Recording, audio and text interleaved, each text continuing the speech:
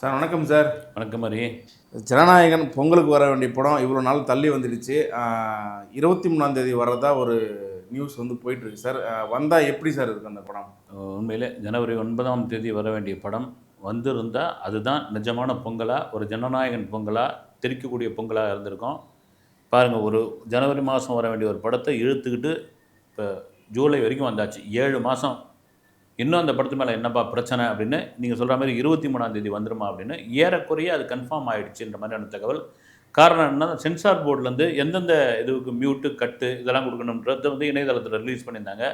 அந்த மியூட்டு கட்டுக்கான வேலைகள்லாம் இப்போ நடந்துக்கிட்டு இருக்குது. மிக குறிப்பாக வந்து அந்த அரசியல் சார்ந்த சில விஷயங்கள், சில டயலாக்கள், அந்த டயலாக்ல வந்து மியூட் பண்ண சொன்னால் அந்த அந்த ஆடியோ வந்து மியூட் பண்ணுறது, சில காட்சிகளை வந்து கட் பண்ணிவிட்டு ரீஷூட் பண்ணுற அளவுக்கு கூட.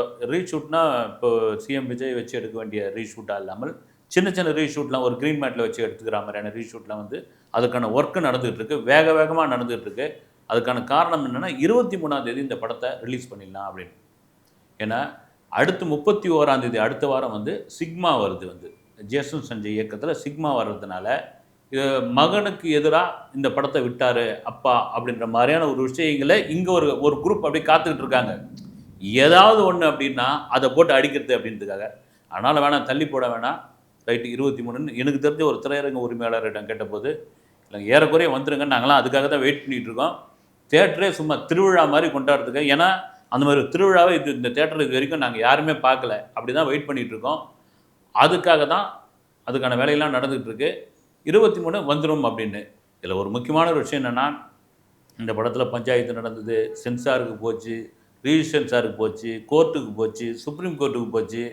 எவ்வளோ நடந்தாலும் அப்புறம் பைரசியில் வந்துடுச்சு. வந்து சில பேர்லாம் நான் படத்தை பார்த்துட்டேன், அது இதுவாகிட்டேன், நான் பகவந்த் கேசரி என்ன சொன்னாலும் இந்த படத்தை தியேட்டரில் உட்காந்து நாங்கள் பார்க்க போகிறோன்னு ஃபேமிலி ஆடியன்ஸ், மிக முக்கியமான ஒரு விஷயம், ஃபேமிலி ஆடியன்ஸ் வெயிட்டிங். அதனால் திரையரங்கு உரிமையாளர்கள் பொதுவாகவே தமிழ் சினிமாவில் இப்போ என்ன ஆச்சுன்னா, இவர் சிஎம் ஆகிட்டார் விஜய், அஜித் வந்து அங்கே ரேஸ் ஓட்ட போயிட்டார். இருக்கிற நடிகர்கள் அவங்க படம்லாம் வந்து ஒரு ஓப்பனிங்கத்தை தாண்டி நம்பவே முடியாது. வந்து கிளிக் ஆனால் ஓடும், கிளிக் ஆகலாம் ஒன்றும் பண்ண முடியாது. அந்த மாஸ் ஓப்பனிங்னு ஒரு விஷயம் இருக்குது இல்லைங்களா, அது வந்து விஜய், அஜித்து, கண்டிப்பாக ரஜினி, ஏன்னா அவரது ஜெயிலர் 2 அக்டோபர் மாதம் தான் வரப்போகுது தீபாவளிக்கு. இந்த ஒரு மாஸ் படம் அது விஜய்க்கு எப்போவுமே உண்டு. வந்து அது இல்லாதனால இண்டஸ்ட்ரி அப்படி மாதிரி ஒரு மாதிரி ஓஞ்சா மாதிரி ஆகிப்போச்சு. திரையரங்கு உரிமையாளர்லாம் சோர்ந்துட்டாங்க. வந்து அதுவும் சிங்கிள் ஸ்க்ரீன்ஸ்லாம் ரொம்ப, ஏற்கனவே சிங்கிள் ஸ்க்ரீன் படாத பாடுபட்டுக்கிட்டு இருக்குது, அது இன்னும் மோசமாகிடுச்சு. ஜனநாயகன் வந்து ஆக்சிஜன் கொடுக்க போகிறது சினிமாவிற்கு, தமிழ் சினிமாவிற்கு என்பதில் மாற்று கருத்து இல்லவே இல்லை. சார், இதுக்கு முன்னாடி ஜனநாயகன் படம் பொங்கலுக்கு ஒரு வேளை வந்திருந்தாக்கா வெறும் நடிகர் விஜயா வந்து அந்த படத்தை பார்த்துருப்பாங்க. இப்போ முதலமைச்சர் விஜயா அந்த படத்தை பார்க்கும்பொழுது இன்னும் எந்த மாதிரியான கொண்டாட்டங்கள் சார் இருக்கும்? கண்டிப்பாக பாருங்கள், நம்ம நினச்சோமா வந்து இதில் எவ்வளோ பேர் நினச்சிருப்பாங்க. வந்து என்னென்னா, அவர் ஜெயிப்பார், எம்எல்ஏ சட்டமன்ற உறுப்பினர் ஜோசப் விஜய் அப்படின்னு டைட்டில் கார்டில் வரும்னு எதிர்பார்த்துருப்பாங்க. இன்றைக்கி தமிழக முதலமைச்சர் ஜோசப் விஜய் அப்படின்னு வரும்பொழுது அது மிகப்பெரிய கொண்டாட்டமாக இருக்கும். இந்த படம் லேட்டாகி தள்ளி வர்றதுக்கு அதுதான் ஒரு காரணம் என்னான்னு தெரியல. வந்து சில சமயம் இயற்கை அது மாதிரியான வேலையெல்லாம் கூட பண்ணி விட்டுரும், அதுவும் ஒரு காரணமாக என்னான்னு தெரியல. அதெல்லாம் மீறி மிக முக்கியமான ஒரு விஷயம் என்னென்னா, இந்த படத்தை இந்த ஃபஸ்ட் டே ஃபஸ்ட் ஷோ பார்க்குறதுக்கு எப்பவுமே நம்ம சொல்லியிருக்கிறோம், இந்த விடியற் காலை காட்சி அது ஒரு இந்த படத்துக்கு ஒரு பெரிய மாஸ் ஓப்பனிங் இருக்குது, அதில் மாற்றுக்கிறது கிடையாது. பெங்களூரு, இந்த பக்கம் கேரளா, ஆந்திரா, இங்கெல்லாம் போய் படம் போய் பார்க்க போவாங்க மக்கள். வந்து இப்போ இந்த படம் இப்போ தாவேக்காவுடைய ஆட்சி நடப்பதால் அந்த முதல் காட்சி 9 மணி காட்சி தான் இருக்கும்பொழுது இந்த விடியற் காலை காட்சிக்கு அனுமதி கொடுத்தால் ஒருவேளை அது ஒரு சர்ச்சை ஆகலாம். அது என்ன, உங்கள் படம் மட்டும் வந்தால் மட்டும் நீங்கள் வந்து விடியற் காலையில் போட்டுப்பீங்களா? மற்ற படத்துலாம், ஏன்னா இந்த விடியற்காலை பஞ்சாயத்தே வந்து போடக்கூடாத பஞ்சாயத்தை வந்து இந்த வாரிசு துணிவு சமயத்தில் நடந்த ஒரு சம்பவம் தான் காரணம். அந்த சம்பவம் எல்லாருக்கும் தெரியும். அதனால் என்ன பண்ணுவாங்க, 23ஆம் தேதி இந்த படம் ரிலீஸ் அப்படின்னா பிஃபோராக ஒரு நாள் முன்னாடி 22ஆம் தேதி ஒரு ப்ரீமியர் ஷோ ஒன்று தமிழ்நாடு முழுக்க இதை திரையிட போகிறார்கள். தமிழ்நாட்டில் உலகம் முழுக்க வந்து நீங்கள் அந்த 12 மணி அப்படின்னு அந்த ஸ்டார்ட் பண்ண உடனே அங்கே எஃப்எம்எஸ்லேயும் அது 12 மணி கணக்காயிடும் அவங்க இது ஓப்பன் பண்ணுறதுக்கும். அதனால் அந்த ப்ரீமியர் ஷோ பெரிய அளவில் ஒரு கொண்டாட்டமான ஒரு ப்ரீமியர் ஷோவாக இருக்கும். நீங்கள் சொன்ன மாதிரி அந்த டைட்டில் கார்டில் தமிழக முதலமைச்சர் ஜோசப் விஜய் அப்படின்னு வரும்பொழுது தியேட்டரை தெரிக்க விடுவாங்க என்பதில் மாற்று கருத்து கிடையாது. வந்து அதனால தான் பொதுவாக சொல்லுவாங்க, எந்த மனிதனும் யாராக இருந்தாலும் சரி, நீங்கள் அவங்கள வந்து சிறுசுன்னு எள்ளி நகையாடக்கூடாது, அவங்க ஏதோ ஒரு எளியவன் சொல்லி நீங்கள் ஆளுக்கு போட்டு அடிக்கக்கூடாது, நாளைக்கே காலம் மாறும்போது காட்சியும் மாறும் அப்படின்னு. அப்படி காலமும் காட்சியையும் மாற்றி அமைத்துள்ளவர்கள் தமிழக மக்கள். நீங்கள் சொன்ன மாதிரி தளபதி விஜய் இன்னைக்கு வந்து தமிழக முதலமைச்சர் விஜயாக மாறி இருக்கிறார் என்பதுதான் இயற்கை கொடுத்த மிகப்பெரிய ஒரு விஷயம். சார் இன்னொரு விஷயம் பார்க்கும்போது இந்த டிக்கெட் ரேட் பார்த்தீங்கன்னாக்கா ஒரு வரைமுறையோட கொடுக்கணும் அப்படின்னு சொல்லிட்டு பல பேருடைய கோரிக்கை. இப்போ ஜனநாயகன் ரிலீஸுக்கு அந்த மாதிரியான விஷயங்கள் வந்து பின்பற்றப்படுமா சார்? இல்லை, கண்டிப்பாக பின்பற்றப்படும். ஏன்னா அதையே ஒரு விமர்சனமாக இது காலகாலமாக நடந்துக்கிட்டு இருக்குது. நீங்கள் விஜய் அரசியலுக்கு வர்றதுக்கு முன்னாடியே டிபேட்லாம் உட்காந்து பேசியிருக்காங்க. வந்து ஏங்க வந்து ஒரு கூலி வேலை செஞ்சுட்டு வந்த ஒரு அம்மாவுடைய பையிலிருந்து 2000 ரூபாய் பிடிங்கி போயிட்டு விஜய் படம் பார்த்துருக்கான் ஒருத்தன். பட்டாணி வியாபாரம் செஞ்சுட்டு கல்லாவில் வந்து ஒரு பையன் தூக்கின்னு போய் 5000 ரூபாய் கொடுத்து படம் பார்த்துருக்கான். எல்லா பெரிய ஹீரோக்களுக்கும் படங்கள் முதல் நாள் அந்த முதல் ஷோக்கு ஒரு ரேட்டு உண்டு. இதையே கூட சொல்லியிருந்தாங்க, ஊழலை ஒழிக்கிற பேசுகிறார் வந்து சிஎம் விஜய். அவருடைய அந்த டிக்கெட்டை வந்து கள்ள மார்க்கெட்டில் விற்காமல் இருக்க சொல்லுங்களேன் அப்படின்ற மாதிரி விமர்சனம் வந்தபோது, இந்த மாதிரி கவர்மெண்ட்டே இவங்க கையில் தானே இருக்குது. அதனால் அரசு நிர்ணயித்த விலையில் தான் நீங்கள் டிக்கெட் விற்கணும், பிளாக்ல விற்கக்கூடாது. இந்த ஸ்பெஷல் ஷோ அந்த ஷோ இந்த ஷோன்னு போட்டு இது பண்ணக்கூடாது. எனக்கு தெரிஞ்சு ப்ரீமியர் ஷோவே ஒரு வேளை அவங்க திரையிட்டாங்கன்னா அது கவுண்டரில் என்ன டிக்கெட்டோ அந்த டிக்கெட்டாக தான் இருக்கும். அதனால் ஏன்னா இதை வச்சு ஒரு விமர்சனமாக ஆகிடும். அதில் போய் என்ன இருக்குது வந்து தேட்டர் உரிமையாளர்களுக்கு இந்த படம் எந்த மாதிரியான ஒரு வரவேற்பாக இருக்கும் சார்? அருமையான ஒரு கேள்வி. நம்ம 2-3 தேட்டர் உரிமையாளர்கிட்ட அடிக்கடி பேசிகிட்டு இருப்பேன் நான் வந்து. குறிப்பாக என்ன இந்த ஒவ்வொரு வாரம் படங்கள் வரும்போது இது எவ்வளோங்க வந்ததுன்னு அவங்க புலம்புவாங்க. ஏன்னா 15 பேர் உட்காந்தாங்க கரண்ட் பில்லு கட்ட முடியும் தேட்டருக்கு, இந்த படத்துக்கு வந்து இவ்வளோதாங்க அப்படின்னு. சில நல்ல படங்கள் வந்து அந்த வெள்ளி சனி ஞாயிறு கொஞ்சம் டல் அடிக்கும், ஞாயிற்றுக்கிழமெல்லாம் பிக்கப் ஆகிடும். அது திங்கக்கிழமை வரைக்கும் அப்படி ஓட்டி இருக்கிறோம் நாங்கள் அப்படின்லாம் சொல்லியிருக்காங்க.